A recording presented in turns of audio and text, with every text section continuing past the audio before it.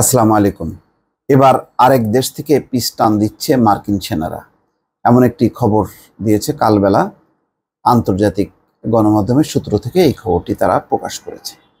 আর সেই দেশটির নাম হচ্ছে নাইজার, এবং তার মূল কারণ হচ্ছে যে নাইজার দেশটি রাশিয়ার দিকে অতিরিক্ত মাত্রায় ঝুঁকে পড়েছে। তাদের সামরিক এবং অন্যান্য বিষয়গুলোতে একেবারেই নজরদারি করছে রাশিয়া।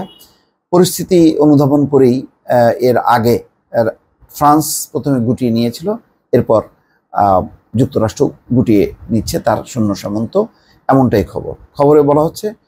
রাশিয়ার কূটনীতির কাছে এক প্রকার পরাস্ত হয়েই পশ্চিম আফ্রিকার দেশ নাইজার থেকে নিজেদের সেনা প্রত্যাহারের সিদ্ধান্ত নিয়েছে যুক্তরাষ্ট্র। মার্কিন পররাষ্ট্র মন্ত্রণালয় আফ্রিকার দেশটি থেকে প্রায় 1000 সৈন্য প্রত্যাহার করতে সম্মত হয়েছে। শুক্রবার এমন তথ্য জানায় মার্কিন গণমাধ্যমগুলো।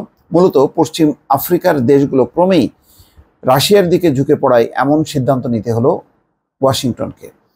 যুক্তরাষ্ট্রের পররাষ্ট্রমন্ত্রী কার্ল ক্যাম্পবেল এবং নাইজেরিয়ার প্রধানমন্ত্রী আলী মাহামান লামিন জেইনের মধ্যকার আলোচনার পর নাইজার থেকে মার্কিন সৈন্য প্রত্যাহারের পরিকল্পনা শুরু করার প্রতিশ্রুতি দিয়েছে ওয়াশিংটন। সাহেল অঞ্চলে আল কায়েদা এবং ISIL এর প্রভাবিত সশস্ত্র গোষ্ঠীগুলির বিরুদ্ধে লড়াই করার জন্য যুক্তরাষ্ট্র 10 কোটি মার্কিন ডলারের বেশি ব্যয়ে নাইজারের মরুভূমিতে শহর আগাদেজে একটি সামরিক ঘাঁটি তৈরি করেছিল। রাজধানী নিয়ামে থেকে প্রায় 920 কিলোমিটার দূরের এই বিমান ঘাঁটিটি মানুষ্যবাহী এবং মানুষ্যবিহীন নজরদারি ফ্লাইট এবং অন্যান্য অপারেশনের জন্য ব্যবহার করে আসছিল মার্কিন সেনারা। নাইজারের সামরিক শাসন শুরুর পর থেকেই ওয়াশিংটন পশ্চিম আফ্রিকার অন্য কোথাও নিজেদের ড্রোন ঘাঁটি নির্মাণের জন্য বেশ কয়েকটি অবস্থানের ব্যাপারে বিবেচনা করছে। এদিকে চলতি মাসের শুরুতে নাইজারের সামরিক প্রশিক্ষক এবং একটি বিমান প্রতিরক্ষা ব্যবস্থা এবং অন্যান্য সামরিক সরঞ্জাম পাঠিয়েছে মস্কো। দেশটির সঙ্গে প্রতিরক্ষা ও নিরাপত্তা সংক্রান্ত সম্পর্ক গভীর করার পদক্ষেপ হিসেবে সামরিক প্রশিক্ষক ও সরঞ্জাম পাঠায় রাশিয়া।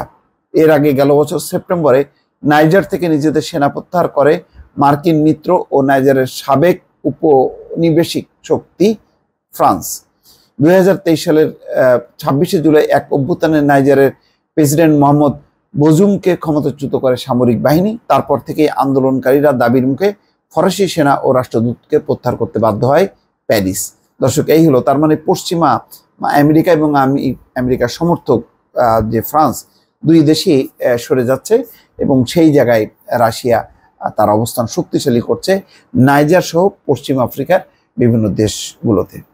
দর্শক, ভালো থাকবেন। আল্লাহ হাফেজ।